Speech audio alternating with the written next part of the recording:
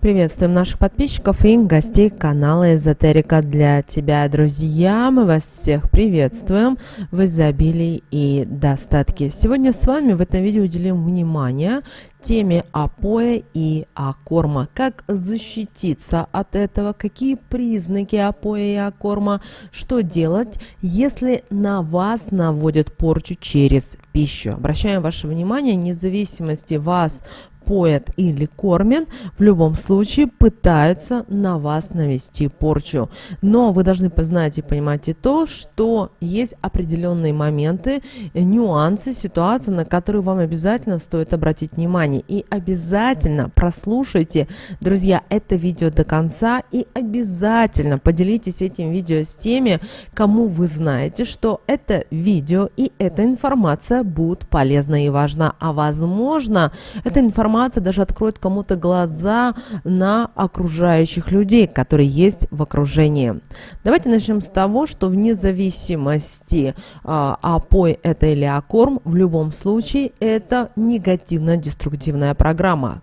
И человек, который принимает напиток, это может быть и вода, это может быть чай, да, это могут быть алкогольные напитки, это может быть даже кисель, желе, это все привносится в тело человека, и программа достаточно быстро начинает работать. То же самое касается и акорма. То есть человека, как правило, угощают чем-либо для того, чтобы решить те или иные ситуации.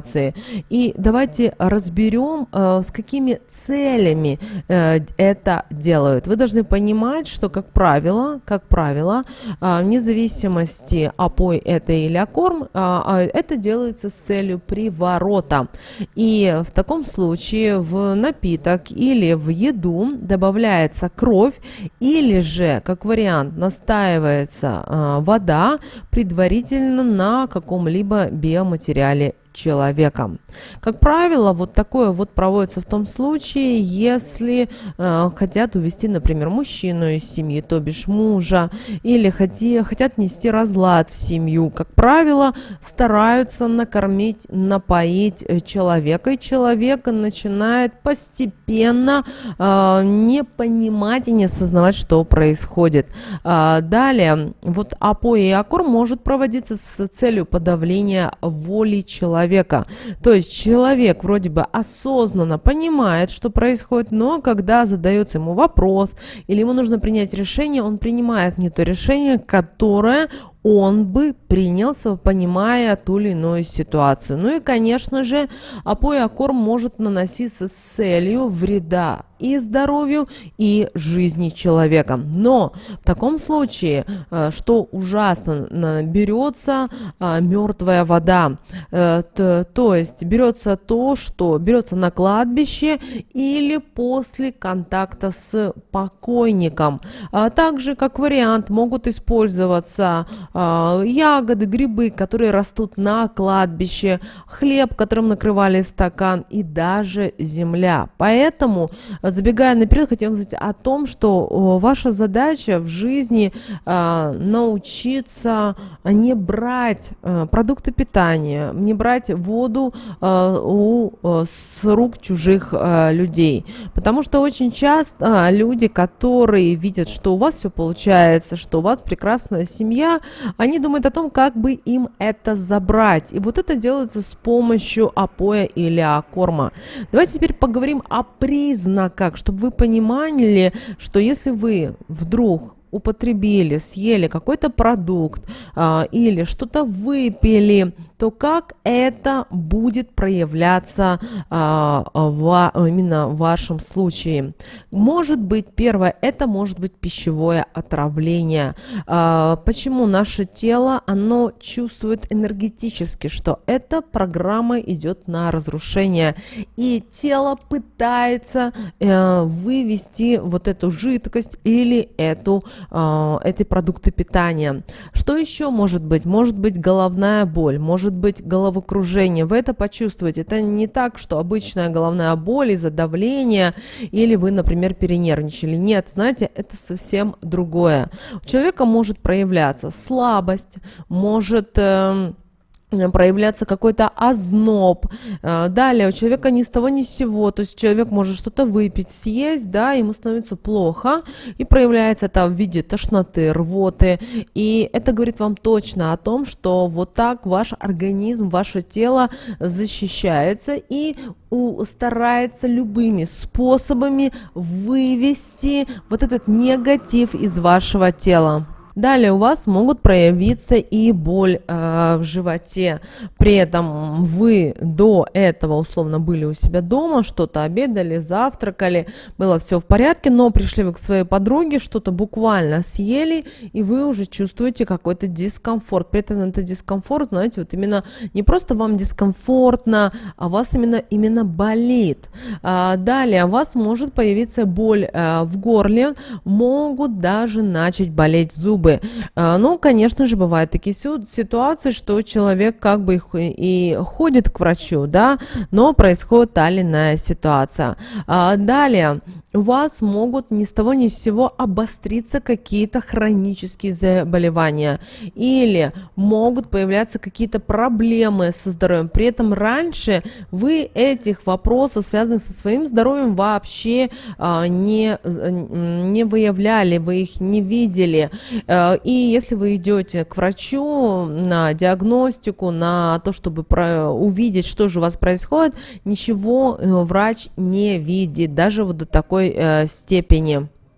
Далее, может проявляться депрессия и состояние апатии, но здесь нужно понимать то, что вот именно это состояние будет проявляться только в том случае, если человек стабильно и длительно принимает эти продукты, определенные продукты питания или что-то часто пьет. Далее, у человека могут проявляться какие-то специфические сны.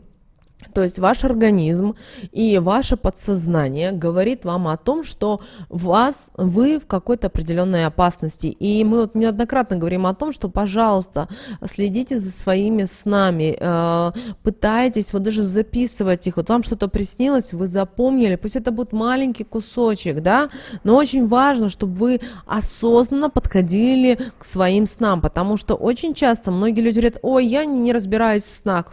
Смотрите, у вас есть Google, вы можете прямо писать, что вам снится, и вы можете смотреть. Да, вариантов достаточно большое количество, но через время, если вы начнете трактовать, через время вы начнете понимать и осознавать, что же происходит в вашей жизни. Но как будут проявляться вот эти вот сны? Во-первых, вы можете во сне есть какую-то вонючую еду, испорченную, пить грязную, например, воду, которая воняет. Например, вы можете есть что-то несъедобное, ну, например, там землю, то есть что-то, что вы раньше никогда не ели. И при этом, когда вам снится, вот вы поедаете что-либо, да, у вас будет во рту, во сне именно вот противный этот привкус. И, возможно, даже будет дискомфорт и ощущение тошноты. Далее, вы можете, кстати, если вы сможете развить в себе видение, и через сны вам будет приходить информация, вы даже можете увидеть о том, кто же вас опоил или вас окормил.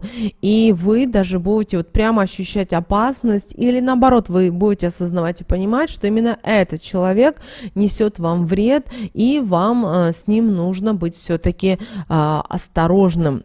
Также обращаем ваше внимание, если была какая-то оморочка или вас пытались подавить волю, то в снах вы будете видеть, например, туман, как будто вы бродите в темноте и, например, не можете найти, где у вас выключатель, или вы забыли что-то важное и не можете найти, где оно, и так далее. То есть, или вы просыпаетесь от того, что вы, например, не можете вырваться откуда-то, вы как будто как застряли где-то в болоте и так далее. Как же вам защититься от опоя, от окорма? Ну, во-первых, давайте начнем с того, что, как правило, правило, опоем и окормом занимаются те, кто близки к вам и могут вас угощать, вас кормить и вас поить. При этом поить вам смогут не обязательно алкогольными напитками, вас просто могут угостить чаем. Как правило, это коллеги по работе, как правило, это близкие, родные, или те люди, которые хотят занять ваше место, например, в той же семье. То есть, может быть, даже близкая подруга, знакомая, или, например, например, к сожалению, иногда это даже может быть свекровь, которая не нравится, невестка. То есть такие случаи бывают. Поэтому ваша задача научиться, особенно в такое тяжелое время, если вы чувствуете на интуитивном уровне, что вам угрожает какая-то опасность, вам или членам семьи научиться в тех местах, где вы не уверены в чистоплотности людей, не принимать, да, ни пищу, ничего. И если вы работаете в коллективе, вы также должны осознавать и понимать, что вне зависимости, что это за коллектив, никогда никому не разрешайте себя угощать чаем, кофе, какими-то напитками, горячими, холодными, неважно. То же самое касается и продуктов питания.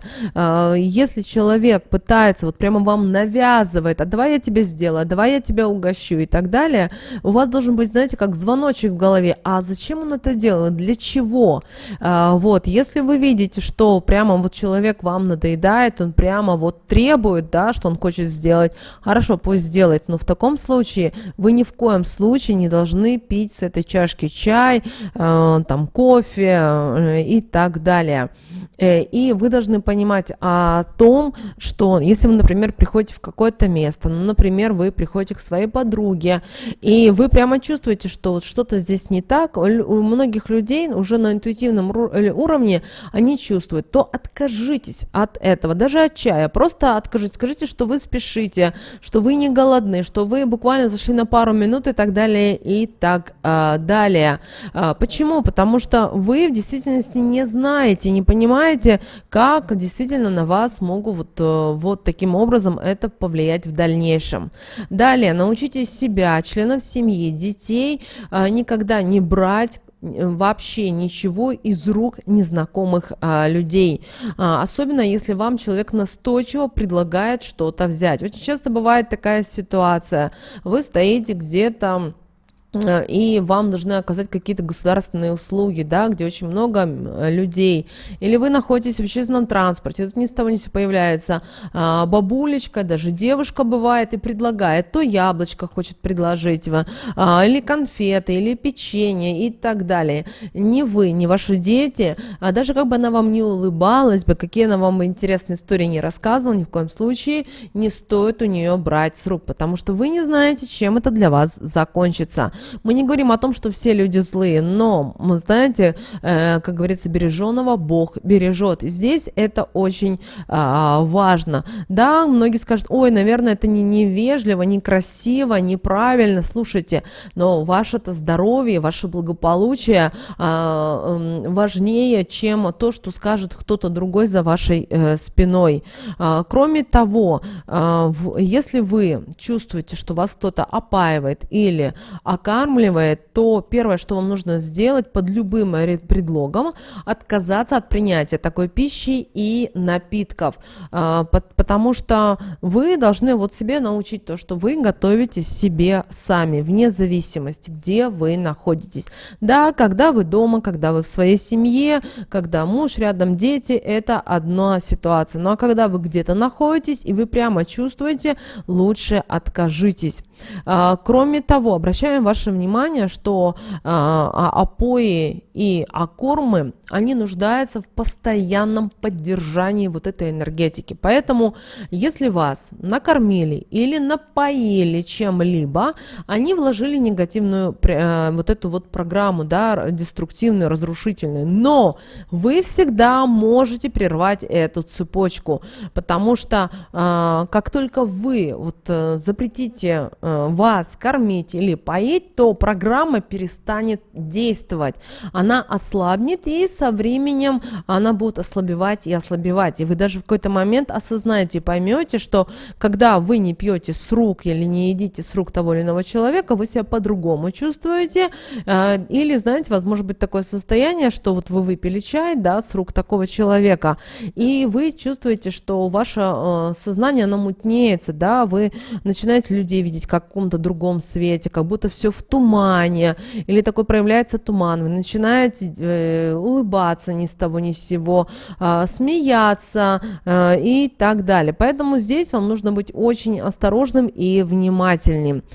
Кроме того, вам могут, например, класть вам в тарелку, например, вы вместе все обедаете, да, и кто-то отлучился, кто-то поспешил, кто-то опоздал на обед, и вам могут просто что-то подложить, доложить. Поэтому вам здесь также нужно быть очень внимательным и осторожным, потому что вы таким образом можете что-то взять и съесть. Когда у вас сильная энергетика, вы с первого раза не почувствуете, и это будет человек видеть и будет, как говорится, вам постоянно дозу добавлять.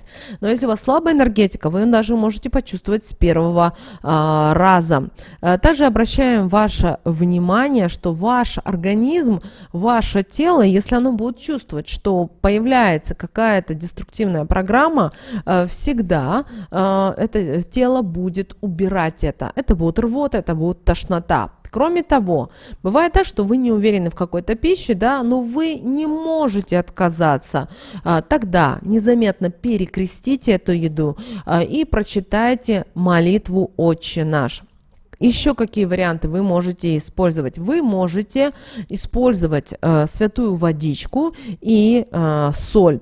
И вот именно такую водичку и соль хорошо всегда иметь при себе. И если что-то вы прямо чувствуете не так, или, ну, вот знаете, это на интуитивном уровне очень сильно чувствуется, вы можете просто сделать глоток воды или добавить, например, соль в пищу. И все, уже той программы уже нет. И также обращаем ваше внимание, что соль, она достаточно сильная по своей энергетике. Но опять же, ее нужно осветить. Можете использовать, пойти в храм, берите святую водичку и используйте. И тогда вам никто не сможет причинить вреда. Также помните о том, что нужно все-таки быть внимательным и осторожным. Друзья, мы надеемся, что наши советы и наши рекомендации вам помогают в жизни. Обязательно поделитесь этим видео с теми, кому вы знаете, что это видео и эта информация будет полезна и важна. Ну а прямо сейчас на экране, друзья, вы видите два всплывающих окна. Это следующее рекомендованное видео для вас. Нажимайте на то видео, которое вам на интуитивном уровне понравилось больше, и смотрите, друзья. Всех вам мыслимых и немыслимых благ. Услышимся с вами уже буквально в следующем видео.